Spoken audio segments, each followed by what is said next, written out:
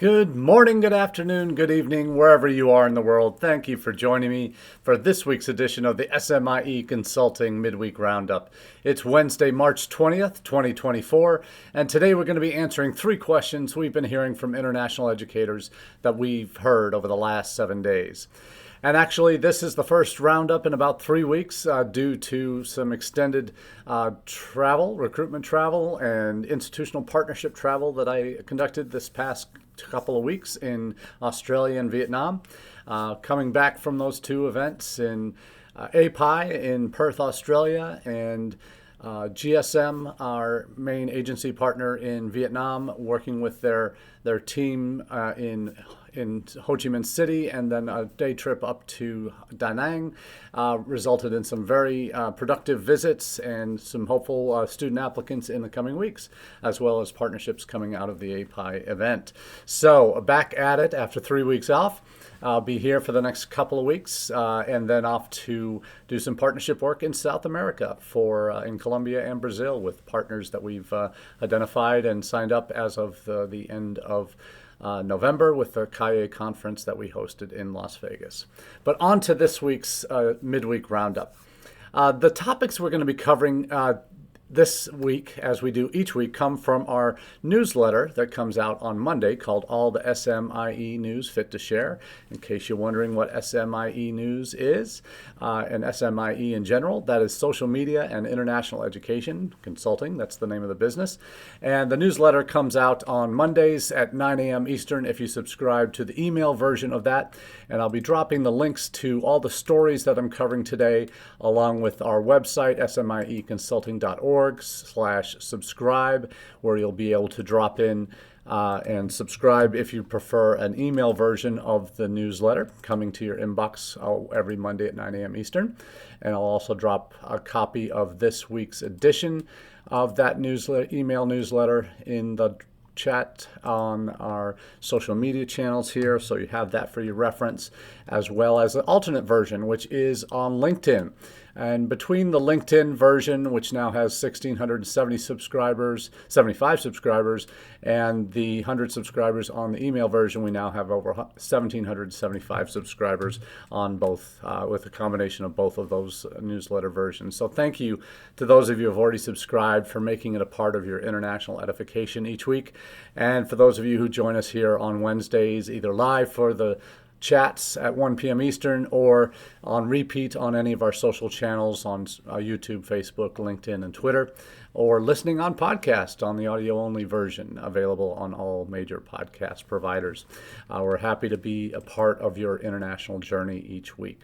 So what our first question of the week is what do Common App's international student numbers tell us about the future of undergraduate international enrollment in the United States in the coming year?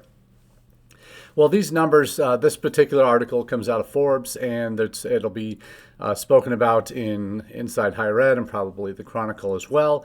But the gist of this article is showing strong growth in applications through Common App. Overall, looking at significant increases in institutions who have received Common Apps or have joined Common App over the past few years.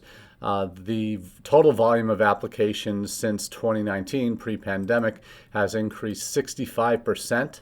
And what that's doing, as many of the original participants in Common App have been the more selective schools, particularly the Ivies, you've seen their acceptance rates drop dramatically in the past few years as that increase has spiked.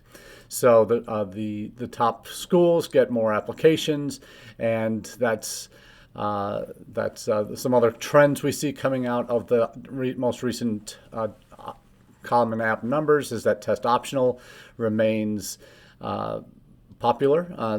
No ifs, ands, or buts about it. 75% of four-year colleges do not require SAT or ACT anymore, and that's despite Yale, Dartmouth, and Brown coming at least some form of returning to at least some form of standardized testing as of the fall 25 intake. This year they're still test optional.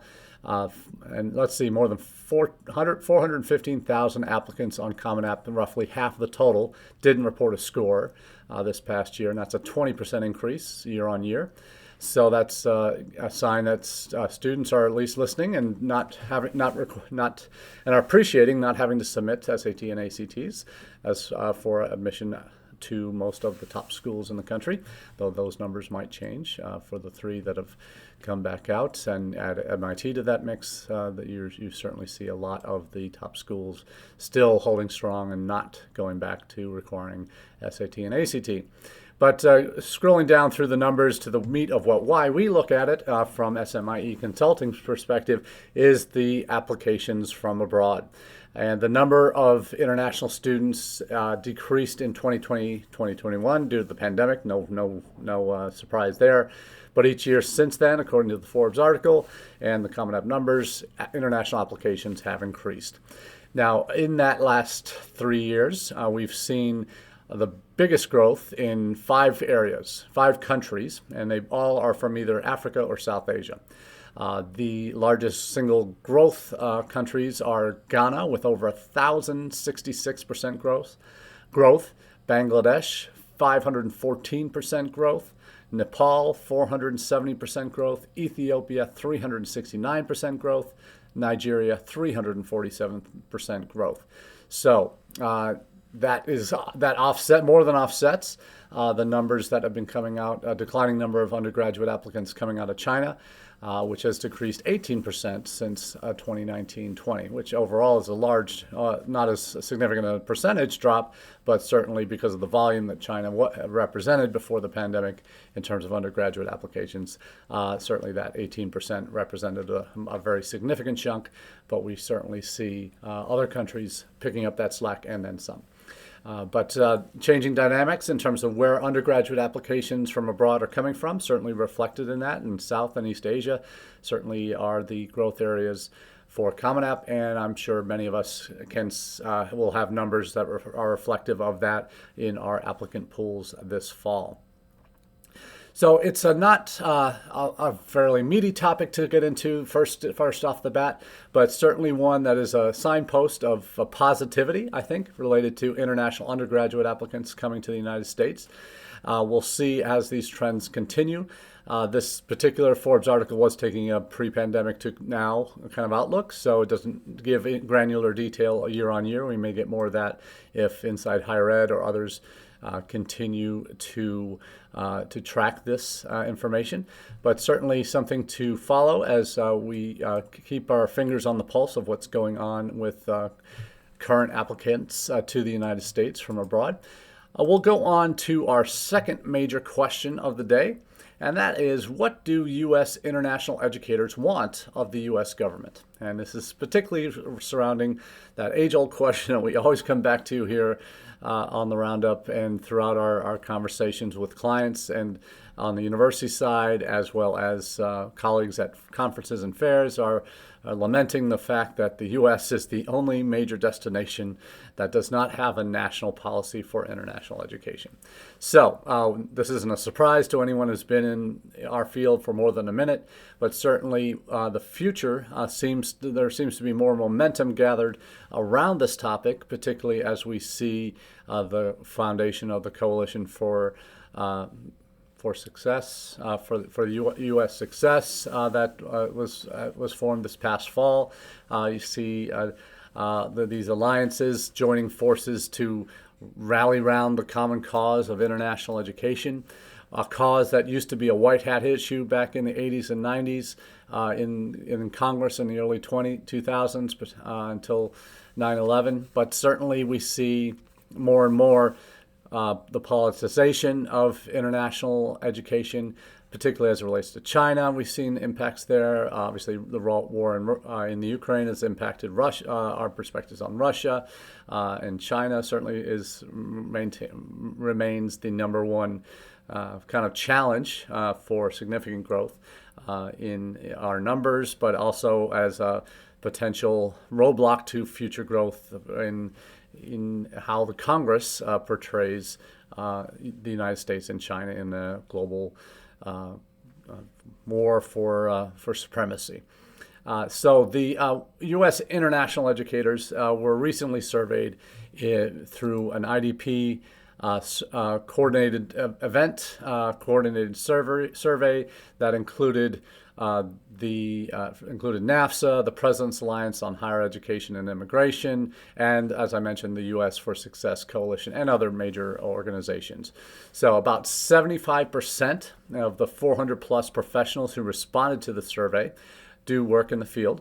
The majority of these professionals ranked the U.S. dead last, 7 out of 7, in comparison to other leading countries in quote unquote, in terms of having a successful coordinated effort to support international education. So that doesn't specifically mention strategy, national strategy, but certainly reference the implication is that, yeah, we do poorly on that front in the U.S. And no one's going to deny that, but certainly ranking us dead last is probably no big surprise, given what Canada, UK, Australia, New Zealand, Ireland have done to attract international students in recent years as countries with much smaller higher ed populations, much more centralized control over higher education, as opposed to the U.S., which is a complete decentralized mess, with the Department of Ed really being a figurehead and only really having any no real influence on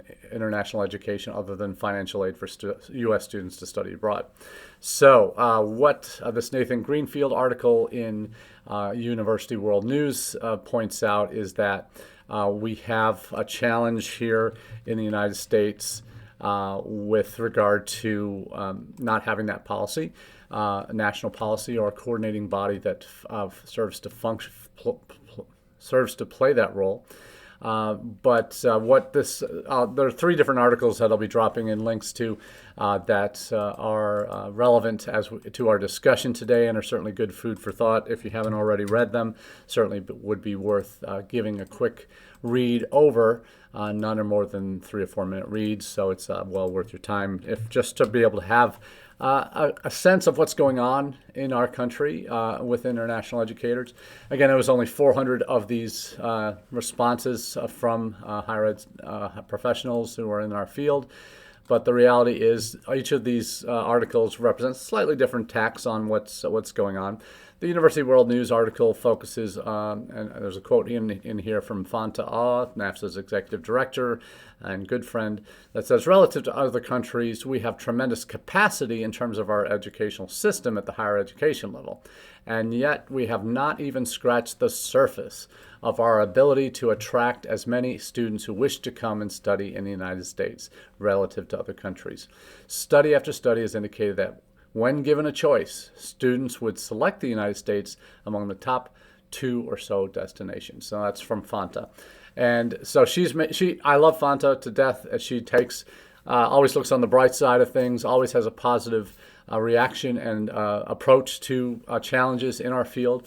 And this challenge of not having a national strategy is certainly one that she's well aware of and has experienced herself, both from the institutional side and in her current role as executive director of one of the leading international ed organizations in the world, certainly here in the United States. And she's making the point on the positive side that, hey, the potential is so much greater than our current levels of success in international student recruitment and maintaining those relationships. So she's saying that, hey, if we had a national strategy, it will ensure all key government organizations and agencies and associations were on the same page.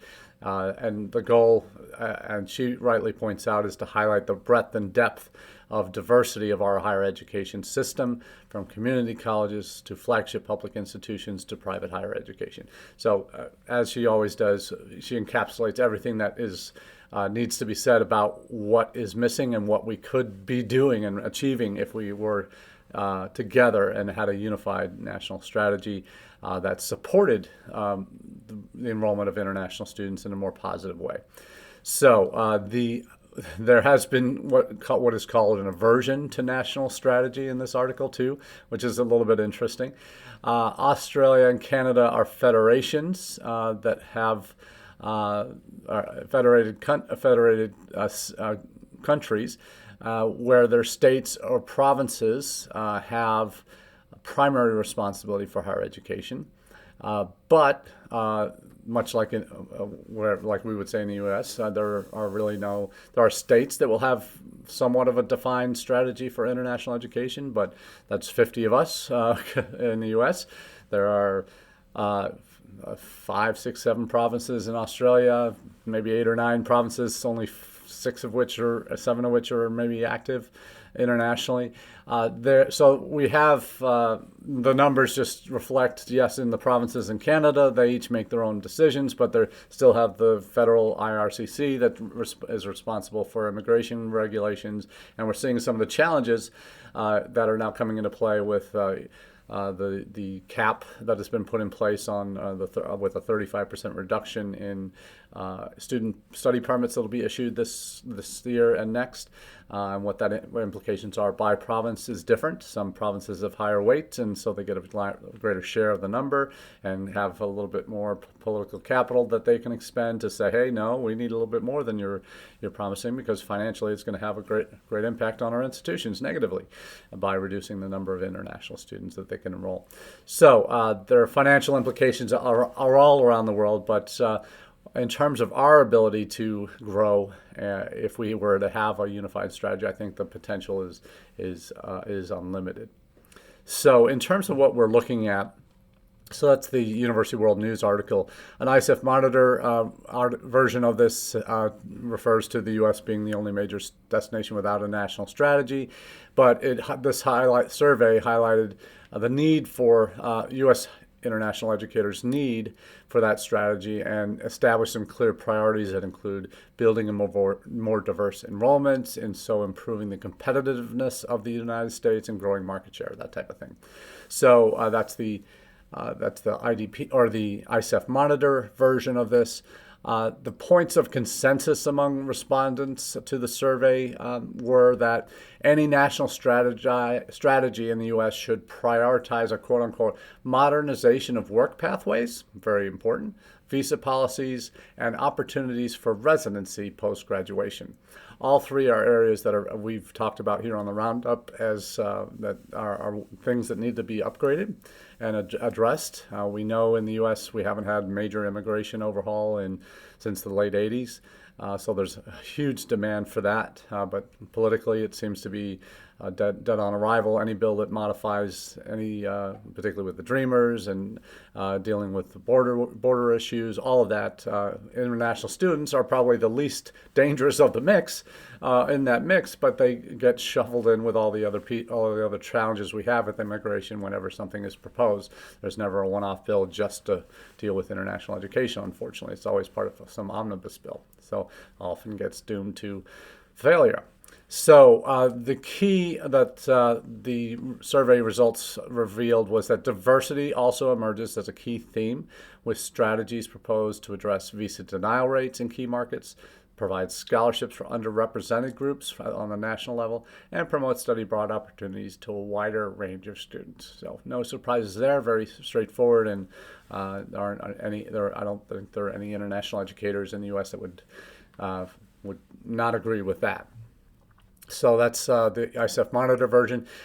In the Pi News version, I do want to pay particular attention to the focus on visas. And why do I do that? The focus on visas in this part of the push for a national strategy for international education, part of the challenge with visas is, we all know in the U.S. We have the most complicated visa process. We're the only one of the top 7 destinations that requires a visa interview. All the others have third parties that process these, either embassy officials in certain countries just get paper applications or electronic versions of applications and make those decisions. We are the ones that require, if they've never had a visa to the U.S. in the last 5 years, they have to go through a in-person interview.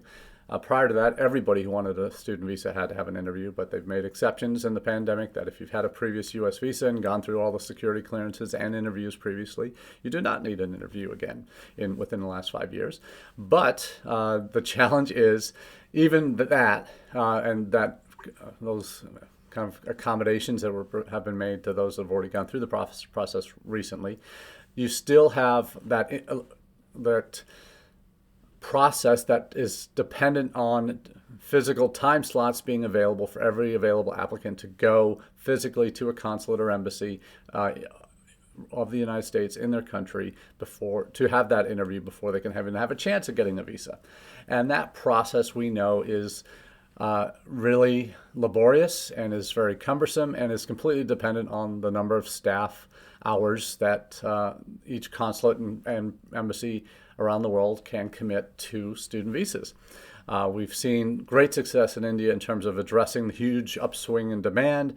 It's still not perfect, but they've made huge advances in terms of accommodating that huge volume of applicants for student visas by opening a new consulate in Hyderabad that has 100 or so windows, maybe 75 windows, making it one of the largest in the world. The 4 out of the top 5 busiest consulates for student visas are in India now, so they're really doing some tremendous work in terms of volume.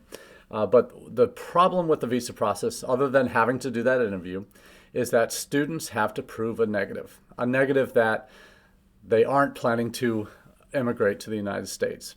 Even though it is technically legal to do that after transitioning from OPT time to H-1B to permanent residency and then citizenship down over many, many, many years. It took my family from the time we entered the United States in 1974 to the time I became a citizen in 1987, 13 years to become a citizen after entering the country. So that was 6 years of L1 visa, L2 status for myself, 6 years of permanent residency, green card status, and then a year or so to get in the mix for citizenship, to become a naturalized citizen. So it's a long road. That's the time when it was actually pretty easy to go through that process back in the 70s and 80s.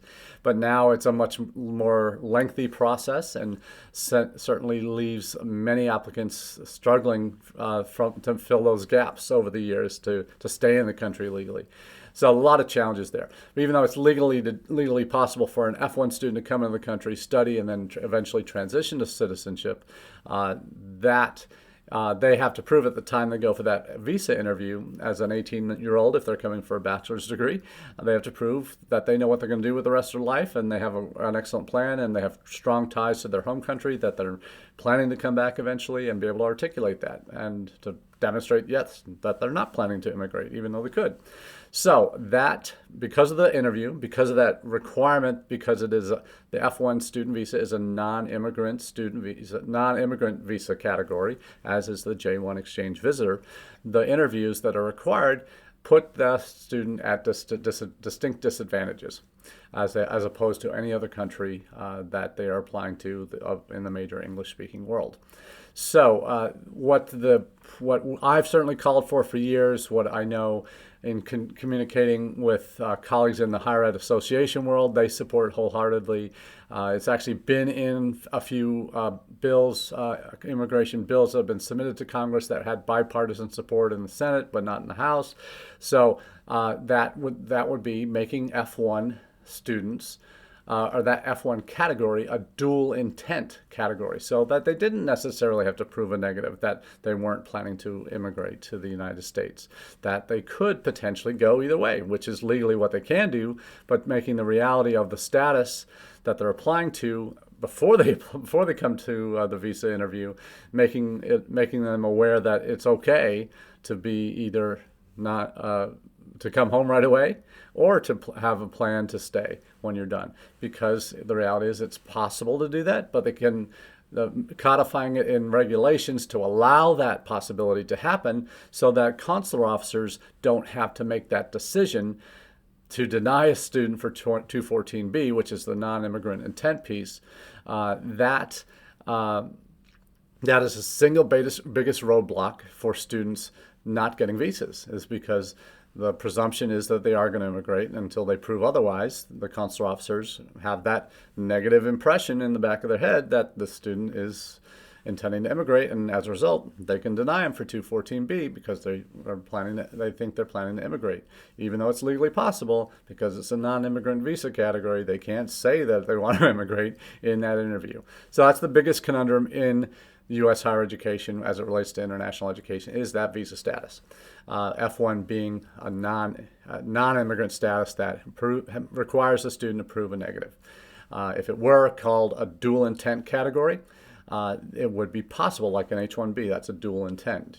It's a work visa, but you legally have the ability to continue on afterwards to apply for permanent residency, apply for your green card.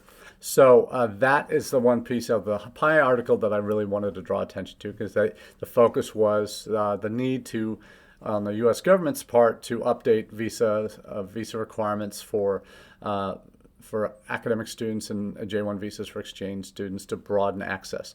That we are really at a disadvantage there, and particularly in certain markets where they have high denial rates that are based on, they're not coming home, they're just planning to immigrate. If that F1 category were dual intent, we would not be having near the challenges in visa denial rates that we have around the world. And if that interview were removed entirely, we'd be even in a better position. So that is the challenge we face with this internationalization strategy. I'm going to move quickly on to the last topic of the day, and that has to do with our friends across the pond in the UK.